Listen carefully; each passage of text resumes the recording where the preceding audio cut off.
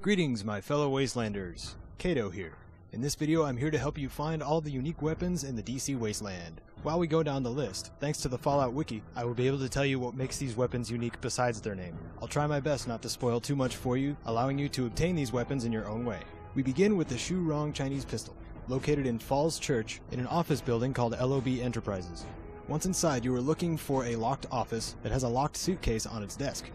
Even though this unique Chinese pistol does the same damage as the original and has a slower fire rate, its multiplier for a critical hit has been increased, and the rounds fired from it will now catch the enemy on fire. And if you score a critical hit when you kill something, they have the potential to explode. This effect adds entertainment value despite its severely low base damage. On the complete other side of the spectrum, you may be looking for a pistol with a bit more stopping power.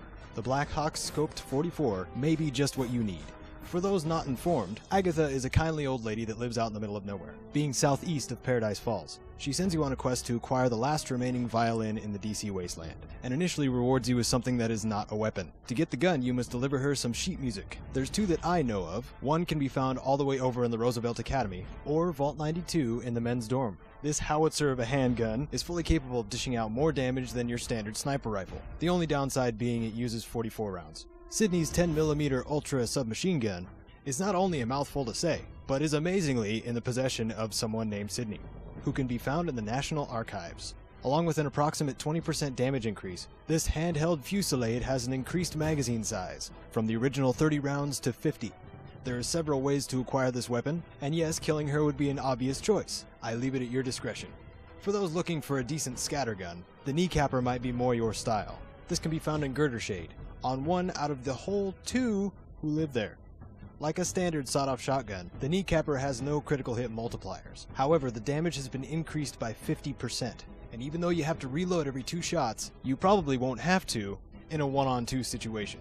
While we're on the subject of close-range firearms, the terrible shotgun can be found in Evergreen Mills, on the back of a jolly fellow named Smiling Jack. This combat shotgun's raw damage has been increased from 55 to 80, and if you want to get technical, from 6.1 to 8.9 per pellet. This weapon also holds on to its 12-shot magazine size, making this weapon well worth killing a few raiders.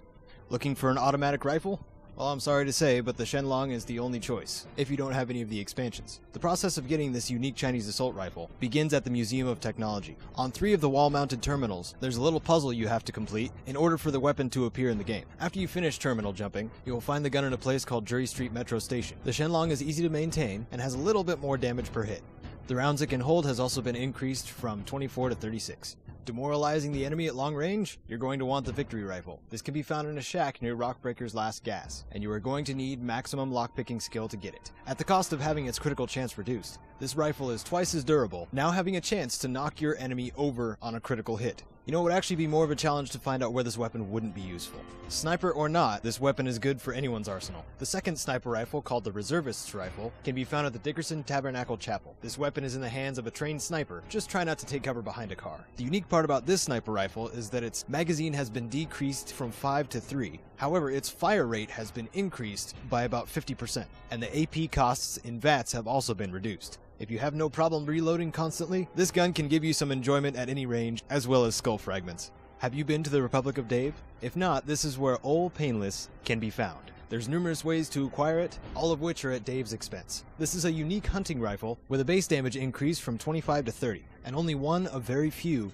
non-scoped rifles with 0 weapon spread, which means if your skill is at 100, outside of VATS you will hit exactly what you are aiming at. Saving the best for last when it comes to rifles, we end the small guns section with Lincoln's Repeater, which can be found in the Museum of History within the lower levels. This rifle is great in tipping the scales of battle. Despite using 44 Magnum ammunition, it has its own unique model, can be repaired with standard hunting rifles, an increased critical hit multiplier, does the same max damage as a sniper rifle, but costs less AP and VATS to fire, and just like Old Painless, it has 0 weapon spread. If you find yourself with a good stockpile of 44 Magnum rounds, this rifle can make you near unstoppable. We now move on to energy weapons, starting with the laser pistols. There's a total of 3 you can acquire, and we're starting with Smuggler's End, which is in the Citadel, inside of Elder Lion's quarters. There's nothing too incredibly special about this laser pistol, except for a base damage increase from 12 to 18, and its inventory weight has been reduced from 3 to 2. The second small arms laser is Colonel Autumn's laser pistol. This weapon is available to you just before you activate Project Purity. unless you had forgotten how to loot things somewhere. If you do not have the Broken Steel expansion, this weapon will have a damage decrease from 12 to 10. However, it will now be fully automatic. If you do have the expansion, it's pretty much identical to Smuggler's End, doing 18 damage instead of the regular 12. The only difference being its inventory weight, which had gone back up to 3. Both of these pistols are powerful, but when you have all of the expansions, they're not very diverse. The third unique laser pistol is one called Protectron's Gaze, and you can receive it from the quest The Superhuman Gambit, by helping the goofy-looking guy in the robot suit in Canterbury Commons. Unlike the previous 2 laser pistols, this one is unique. Though its ammunition capacity and critical hit multiplier have been decreased, its single beam is now split into 5, each beam doing 4.8 damage for a maximum of 24. Basically, you'll have a single-handed laser shotgun. In the quest you receive in Canterbury, there is actually 2 unique weapons, but you may only receive 1. The other being a melee weapon, which is also just as effective in battle. Choose wisely. In the realm of annoying children, also known as Little Lamplight, you can find the unique Wazer rifle. Just keep an eye out for one of the kids in a ball cap with what looks like a laser rifle on his back. This one's damage has been increased from 23 to 29, and its ammo capacity has also been increased from 24 to 30. The main selling point for this weapon is that it has the highest durability of all laser firearms. Efficiency and turning foes to ash?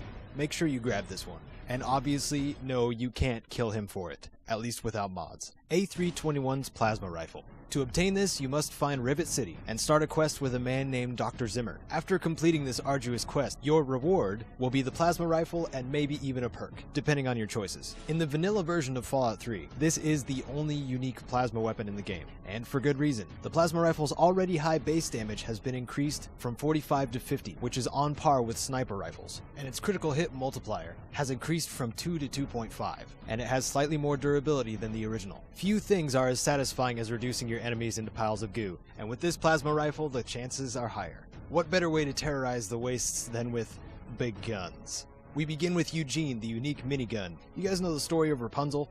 It's kinda like that, but Rapunzel got severely wounded, and the rest of her crew is stuck on top of a hotel. The quest to enable you to get this gun is for Riley's Rangers, and I believe there's about 6 ways in order to acquire this weapon, but I'll tell you Riley can be found in Underworld. Eugene's base damage has been increased by 33%. It sounds bigger, but it's really just 5 to 7, and its durability has been increased by 50%. A quick way to rid the world of your foes, and steadily reduce your cache of 5mm rounds. When it comes to unique fire-based weapons, your choices are somewhat limited, between the Shurong pistol and the Burnmaster. This unique flamethrower is found in the subway tunnels between Falls Church and the Mason District. Look for a door with a terminal outside. It has the same damage over time as a standard flamer, but here's the cool part. You know the Pyromaniac perk? Increases base damage of fire weapons? This flamer has it passively already. Its base damage is increased from 16 to 24 because of this effect, but sadly it will not stack if you grab the Pyromaniac perk yourself. Regardless, there's nothing quite like a fiery cleansing. A unique Gatling laser is for sure a way to make Fox feel a little envious. Vengeance can be found in the Deathclaw Sanctuary. Make sure you're prepared to retrieve this one. When you have the urge to rapidly remove your enemy's limbs, this is by far going to be your top choice. Out of all the automatic weapons in the vanilla game, Vengeance is the one that has the highest damage, which has increased from 8 to 11 per shot. Cutting down the opposition has never been so easy. The unique missile launcher, called the Miss Launcher, is in Fort Independence, the Outcast's base of operations. If you had wished for something similar to a grenade launcher, you're going to want this one. Instead of firing a missile at full velocity, this weapon fires in an arc, with an almost identical range to the Fat Man. Being the missile fuel is not used in the launch, it has gone directly towards its explosive power, which has been increased from 150 to 200. I do not recommend using VATS when firing this weapon, as it will fall short of your target unless you are firing from a higher point, at which case there will be more bounce. And being it's not round, it will not land where you want it to, but you will have more control over this in first person. If anything, it's excellent practice for learning to use a Fat Man. Nothing screams "I win the apocalypse" like the experimental Merv. You can unlock this in the National Guard Depot after finding all 5 of the Keller family transcripts. I will not tell you exactly where they all are, however I will give you 5 1-second snapshots. The weapon itself borders the ridiculous, the ludicrous even, as it is a unique Fat Man that fires 8 mini-nukes at once. Never has the chance of winning against an onslaught been so high, neither has the chance of suicide. It is recommended that you save all your mini-nukes for this outrageous super weapon. Be careful with this one. The final weapon in this list is the Fire Lance. All those yellow dots are the possible locations it can be. In other words, you can only get this weapon through random encounters. If you wish to have this map for your own reference, go to the Fallout wiki and search random encounters. This gun is completely justified being random, as it takes alien power cells, it has a 100% chance for a critical strike, and only does a little less damage than the alien blaster, from 100 to 80. If you don't have the urge to get the MIRV, and have a little bit of patience, this is your I win weapon for any difficult situation. And there you have it, all of the unique guns in the DC Wasteland. This is only part 1, I will be covering the melee weapons next. This is Kato Genesis, thanks for watching. May you wander the wasteland like you own it.